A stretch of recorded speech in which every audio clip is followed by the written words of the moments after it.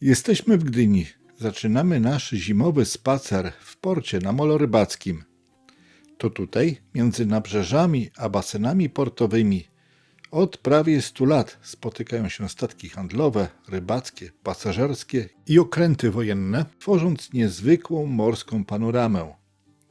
Z jednej strony widać nowoczesne budynki wyrastające na dawnych terenach portu rybackiego, z drugiej surową, przemysłową infrastrukturę portową, dźwigi i magazyny. Właśnie w tym miejscu na styku miasta i portu zaczyna się nasz spacer. Zamarznięta tafla wody w basenie pierwszym i w marinie tworzy tu krajobraz jak z północy, a kanały portowe skute lodem wyglądają bardziej jak arktyczna kraina niż środek dużego portowego miasta. Będziemy szli wzdłuż brzegu, obejdziemy basen pierwszy i na molo południowym będziemy kierować się w stronę Mariny Gdynia, a zakończymy nasz spacer na plaży, podziwiając piękne widoki. Stoimy obok pomnika Tadeusza Wendy, inżyniera, który zaprojektował i zbudował gdyński port, twórcy fundamentu morskiej potęgi II Rzeczpospolitej. Był on głównym projektantem i kierownikiem budowy portu Gdynia. W 1920 roku otrzymał posadę kierownika budowy portu w Gdyni w Ministerstwie Przemysłu i Handlu, a od 1932 roku nadzorował dalsze prace już jako urzędnik Urzędu Morskiego w Gdyni na stanowisku naczelnika Wydziału Techniczno-Budowlanego. Z dniem 1 sierpnia 1937 roku przeszedł w stan spoczynku. Zostawiamy za plecami jego sylwetkę i idziemy dalej, obok Bosmany-Matu Yacht Park, mijając z lewej strony elegancką marinę jachtową. Skręcamy w lewo. Widzimy nowe budynki mieszkalne, a w głębi wieżowiec Sea Towers. Z lewej strony to właśnie Marina Yacht Park. Przed nami ukryta jest jeszcze rzeźba psa. O, właśnie tutaj.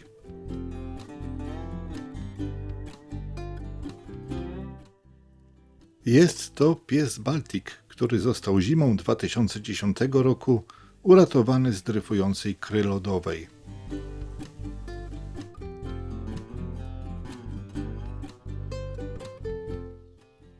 Idziemy dalej. Po kilku krokach z prawej strony mijamy kolejną nowoczesną rzeźbę.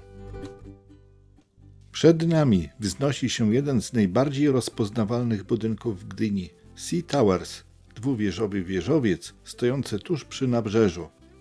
Z każdą chwilą, gdy idziemy w jego stronę od mola rybackiego, elewacje rosną nad naszymi głowami, odbijają zimowe światło. Ten nowoczesny budynek mieszkalno-biurowy symbolizuje dziś ambicje młodej Gdyni, miasta, które z rybackiej osady w ciągu kilku dekad stało się ważnym portem i nowoczesną metropolią nad Bałtykiem.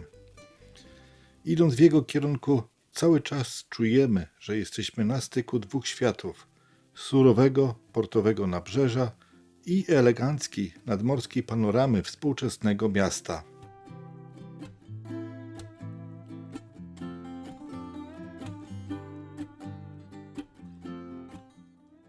Znajdujemy się u stóp wieżowca Sea Towers. Idziemy dalej wokół basenu portowego w stronę mola południowego.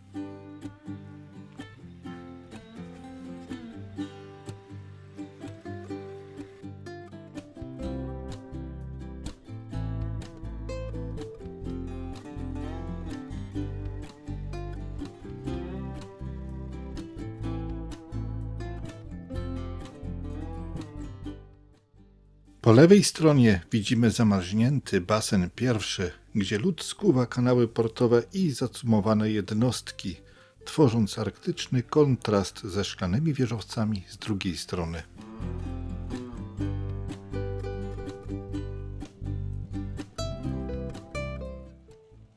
Przed nami charakterystyczny pomnik upamiętniający polskie niszczyciele z czasów II wojny światowej.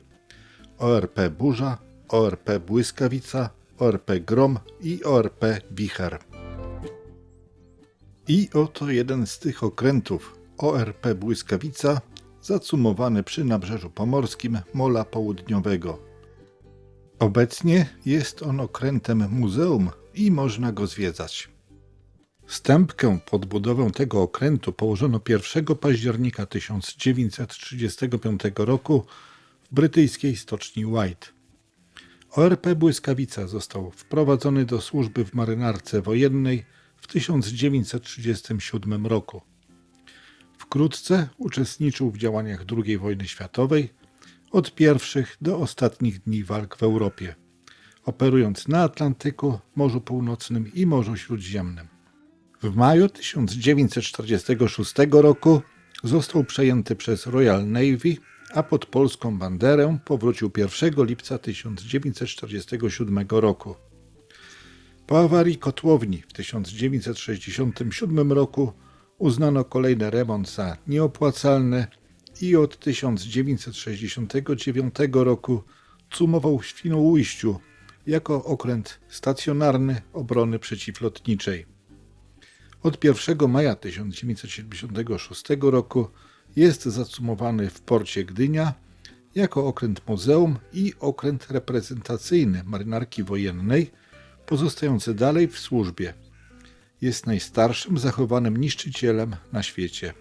Obok okrętu możemy zobaczyć różne tablice pamiątkowe, miniatury okrętów i pomnik kotwicy.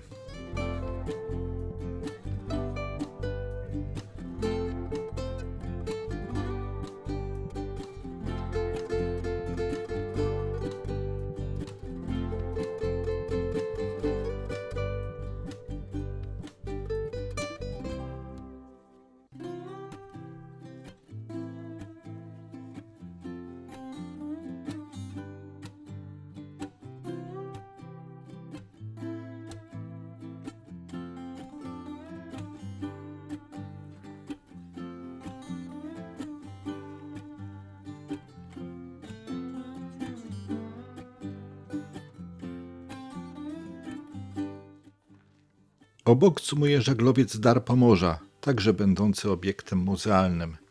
Jest to trzymasztowy żaglowiec szkolny. Fregatę zbudowano w stoczni Blohm & Voss w Hamburgu w 1910 roku. Po wybudowaniu zmieniała kilkukrotnie właścicieli, by ostatecznie w 1929 roku została zakupiona przez społeczeństwo Pomorza dla Szkoły Morskiej w Gdyni. Po zakupie fregata została odnowiona i przebudowana. Pod nazwą Dar Pomorza, nadaną dla upamiętnienia znaczącego wkładu finansowego społeczeństwa Pomorza, przybyła do Gdyni 19 czerwca 1930 roku. Dar Pomorza odbył 102 rejsy szkolne, wyszkoliło się na nim ponad 13 000 studentów. W 1977 roku zaistniała potrzeba kosztownego remontu. Na tyle kosztownego, że zdecydowano się zbudować dla Szkoły Morskiej nowy żaglowiec – Dar Młodzieży. W 1982 roku Wyższa Szkoła Morska przekazała żaglowiec Dar Pomorza Centralnemu Muzeum Morskiemu.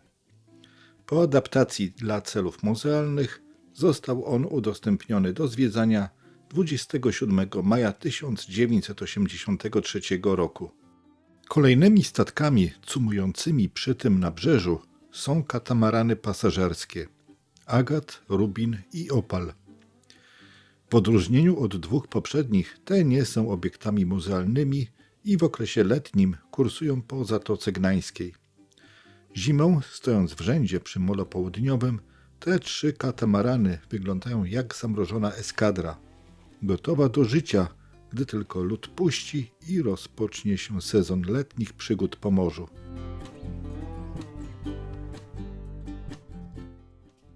Z drugiej strony mola południowego widzimy budynek Uniwersytetu Morskiego, a przed nim pomnik wiceadmirała Kazimierza Porębskiego i pomnik Kotwicy.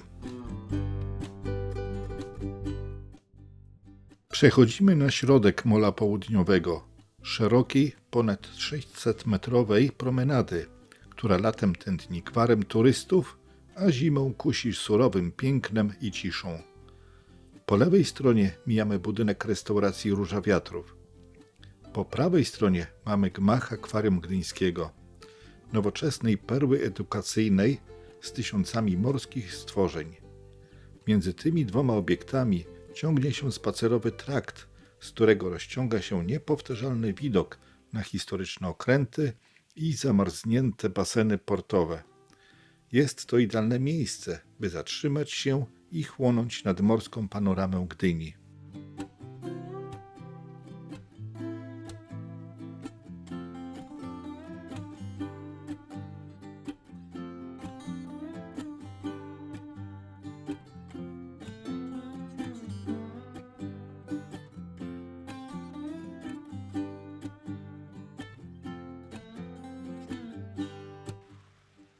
Na końcu mola południowego cumuje charakterystyczny statek piracki, który latem wyrusza w rejsy tematyczne dla turystów i dzieci, pełne morskich przygód i opowieści o dawnych korsarzach. To popularna atrakcja Gdyni, przyciągająca wzrok każdego spacerowicza i dodająca molu nuty fantazji na tle surowego bałtyckiego pejzażu.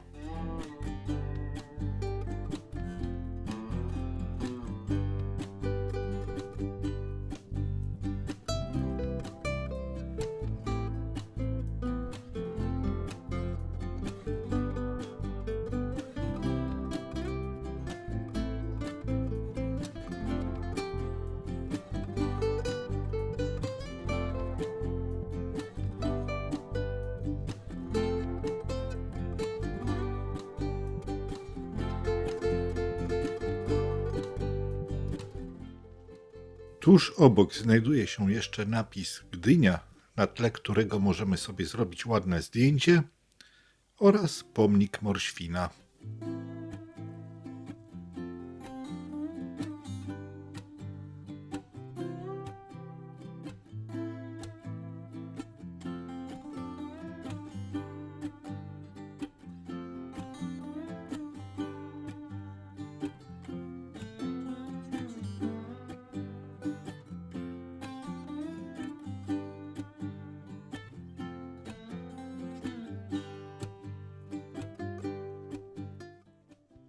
Stoimy na samym końcu mola południowego, w miejscu, gdzie ląd ustępuje miejsca morzu. Zamarznięta tafla wody, skrzypiący pod stopami śnieg i przenikliwy wiatr z nad morza sprawiają, że to miejsce ma w sobie coś z surowej północnej wyprawy. To idealny punkt, by na chwilę się zatrzymać, odetchnąć głęboko morskim powietrzem i poczuć, jak blisko Gdynia jest związana z morzem. Na samym końcu mola południowego wznosi się pomnik żagle i maszty, a obok pomnik poświęcony Józefowi Konradowi.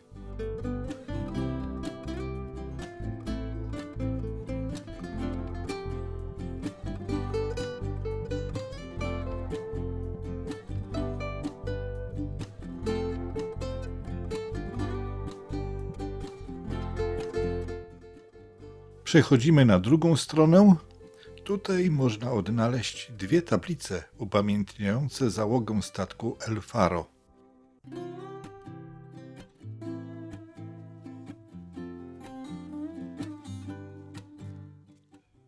Będziemy teraz wracali drugą stroną mola południowego, czyli nabrzeżem Beniowskiego. Spacerując po molu południowym widzieliśmy już okręt, żaglowiec, katamarany, statek piracki. A teraz przed nami batyskaw. Jest to batyskaw Nautilus, będący efektowną repliką głębinowego okrętu podwodnego, która służy jako interaktywne kino 7D z symulatorem morskich przygód. To popularna atrakcja dla rodzin i turystów, oferująca kilkunastominutowe seanse pełne adrenaliny i edukacji o podwodnym świecie. Choć jego obecność budziła kontrowersje prawne z powodu braku początkowych pozwoleń.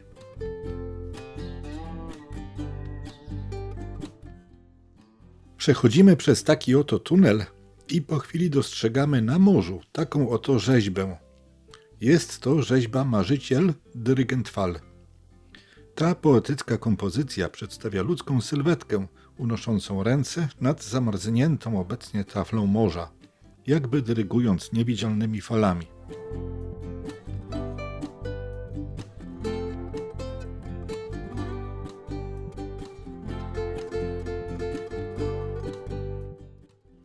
Idziemy dalej.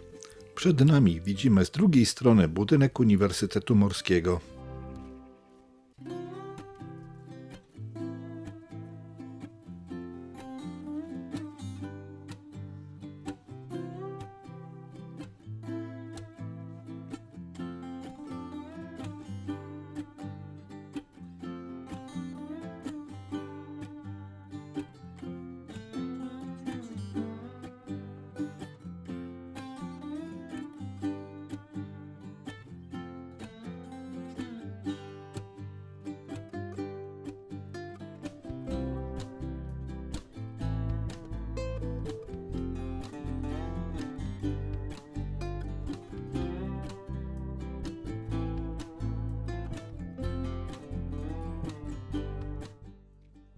Doszliśmy do Mariny Gdynia, przystani jachtowej położonej w sercu miasta przy Molu Południowym. Od wczesnej wiosny do późnej jesieni w przystani żeglarskiej panuje ruch. To miejsce tętniące życiem podczas regat, zlotów żaglowców i targów żeglarskich. Zimą, gdy zamarznięty basen żeglarski otula jej pływaki lodem, marina wygląda jak uśpiona flota. Nieliczne pozostawione jachty wmarznięte w lód czekają na wiosnę i powrót żeglarzy.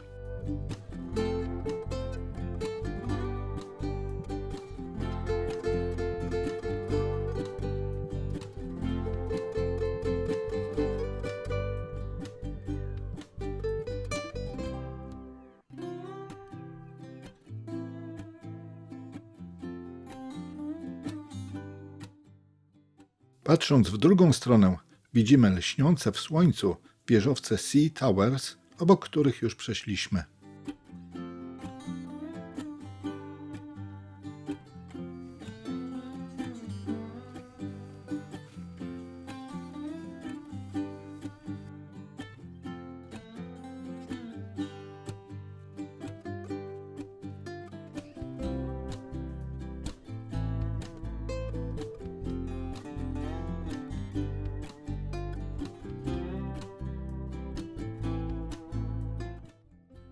W marinie zimuje też drugi statek piracki, czekając na rozpoczęcie sezonu letniego.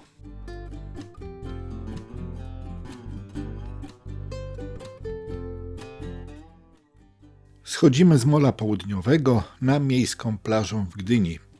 Szeroką, piaszczystą przestrzeń rozciągającą się wzdłuż bulwaru nadmorskiego, która latem przyciąga tłumy plażowiczów, a zimą zamienia się w śnieżną pustynię.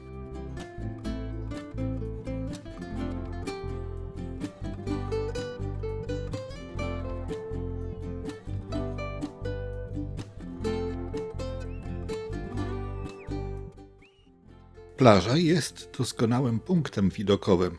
Stąd widać dźwigi i kominy w odległym Gdańsku.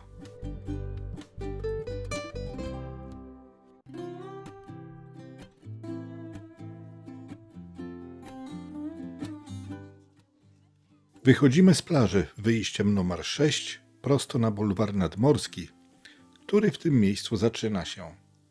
Bulwar jest szeroką spacerową aleją biegnącą wzdłuż brzegu Zatoki Gdańskiej.